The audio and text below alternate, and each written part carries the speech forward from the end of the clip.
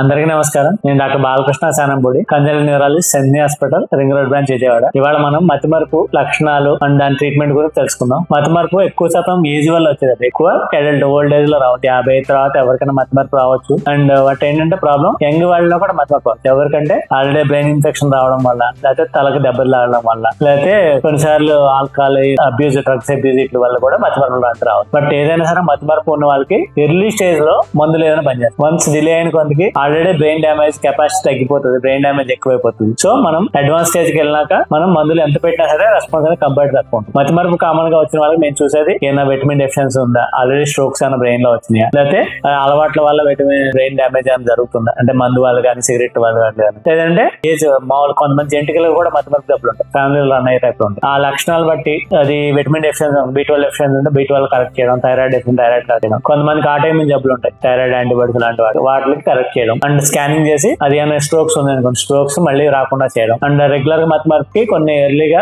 ఈ ఎస్టియల్ cholesterol inhibitor drugs ఉంటాయి, అవి బ్రెయిన్ లోపల ఎస్టియల్ కొలెన్ లెవెల్స్ పెంచి మతిమరుపు లక్షణం పెరగకుండా ఆపుతా ఉంటాయి. ఇలాంటి మెడికేషన్ స్టార్ట్ చేసి వాళ్ళ ప్రవర్తన మార్పు ఉంటాయి, కోపం, కొంతమందికి ఎక్కువ కోపం ఉంటుంది, అలాంటి వాటికి కోపం తగ్గే మెడిసిన్స్, ఈ వణుకు పార్కిన్సన్ జబ్బు ఉంటుంది దాని మెడిసిన్స్ సరిగా వాడుకొని సరిగా ఎవాల్యుయేట్ చేసి కరెక్ట్ ట్రీట్మెంట్ వేస్తే మతిమరుపుని ర్యాపిడ్ గా పెరగకుండా ఆపొచ్చు. సో ఆల్మోస్ట్ ఇప్పుడు 1 year లో డిజేబుల్ అయిపోతే 10 years కూడా మనం డిజేబుల్ కాకుండా ఆపొచ్చు. సో మతిమరుపు ఉంటే ఎర్లీగా చూపించుకోండి, సరైన ట్రీట్మెంట్ తీసుకోండి. Thank you.